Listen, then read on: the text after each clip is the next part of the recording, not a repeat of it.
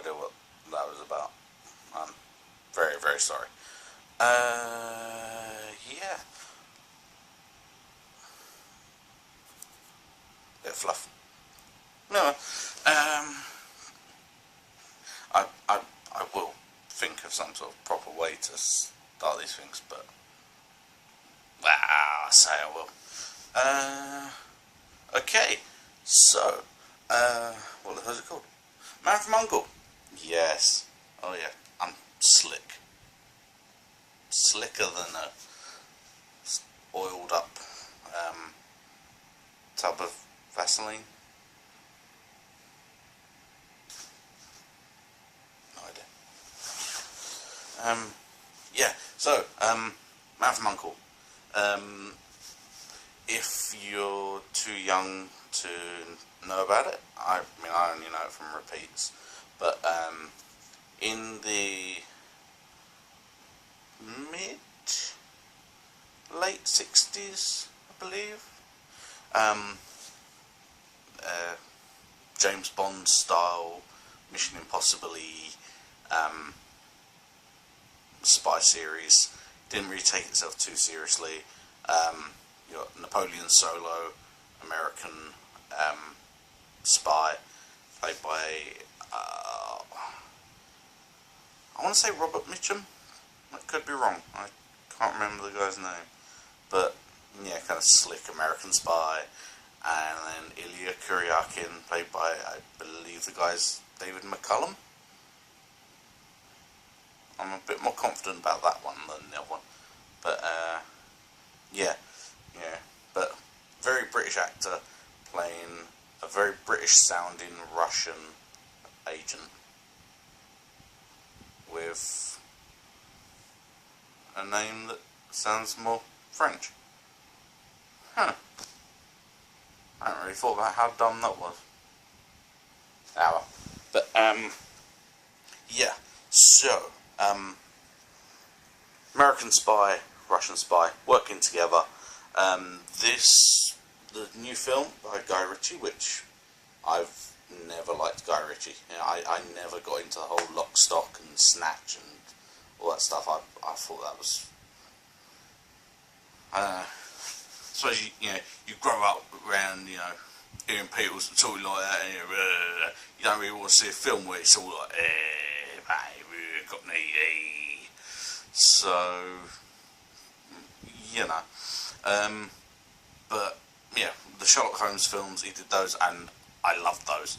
They're just brilliant.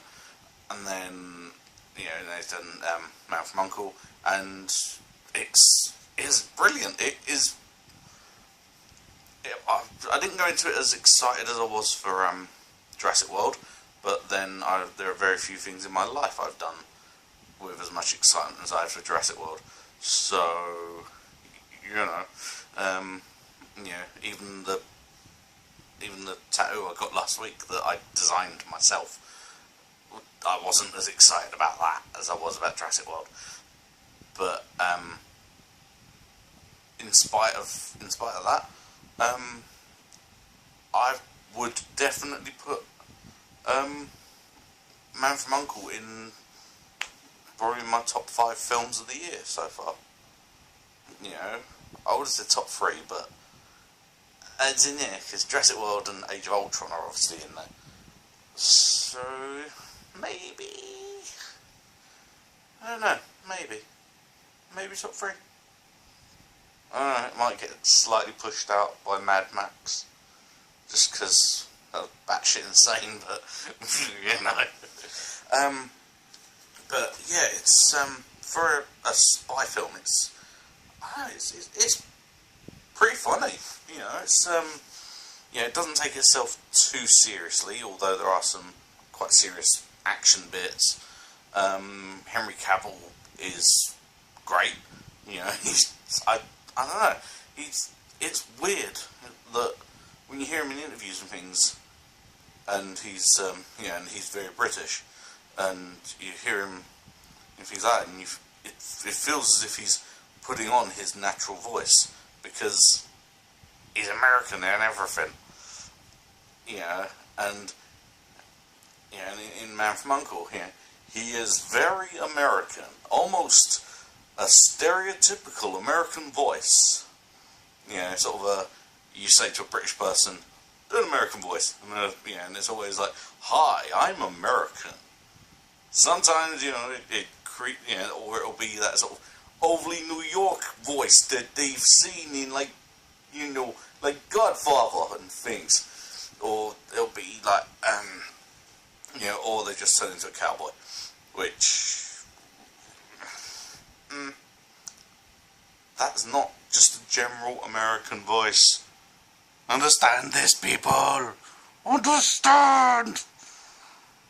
Oh, I have freaky eyes. So, yeah. But, yeah, he's, when you hear him not American, it sounds weird. But he's bloody good in this film. Army Hammer, which, the only thing I've ever seen him in that I know of, and this is one of these people that sort of pops up and thinks, oh, okay, that's him. Like how, the only thing that I've seen him in that I know of is Lone Ranger. And I'm in a minority here, but I really liked Lone Ranger, so whatever. Especially the train chase at the end. Just sat there for 10 minutes. But yeah, he strikes me as one of those actors that could have been in lots of things I've seen, and I just don't realise it's him. Like how a lot of people wouldn't realise that Thor, Chris Hemsworth himself was Kirk's dad in the first J.J. Abrams Star Trek film.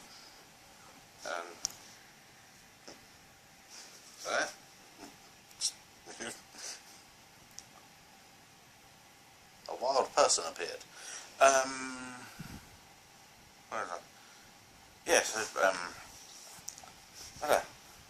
Yeah, I could get the feeling that Armie Hammer could be, could just be in lots of things and you just don't realise because you don't really care. And then, they become famous and then you start seeing them in everything. So, but yeah, he's great in this. He's I don't know how tall he actually is, but in the film he's a giant. It's kind of, he's like oh, what was the guy's name? For the WWE fans out there, he's like a blonde Vladimir Kozlov, pretty much. Just in a flat cap. Yeah, there's a nice up-to-date topical WWE reference, of a guaranteed Hall of Famer.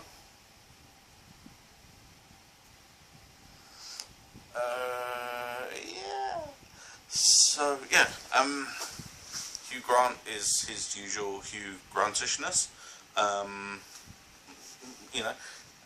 There's some, kind of cool, I say there's pretty cool sort of fight scenes, action sequences, stuff like that, and that's very cool.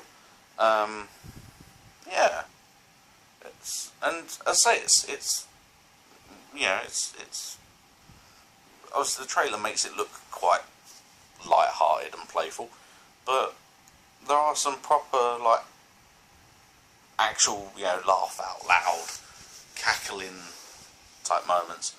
But yeah, it's not many films that I say you must see. Although if any of you that watched my Jurassic World review, it's like 20 minutes long or something like that, and about 10 or 15 of those minutes of me screaming, "Go see it!" Yeah, so yeah, so let's not count that. But yeah, normally I don't say that it's a definite must see, but Man from U.N.C.L.E. is a definite must see. Even if you've never heard of the program, just go watch it, enjoy it. It's fun. little blink and you miss it cameo from David Beckham of all people. But you know, yeah, just go see it. It's great. Yeah, hopefully, you know, if the rumours about Mr. Ritchie being done with Sherlock Holmes, you know, if those are true, which I hope not, because they're great as well. You know, maybe this could be his new thing. But yeah, hey, I'd be surprised if there isn't a second one, but we'll see. Okay, so yeah, go see it, because if you don't, then you haven't seen it. Yeah, not really anything else to say there. Oh well. So yeah, okay. Thanks for listening to me ramble again, and I'll see you next time. So yeah, bye bye.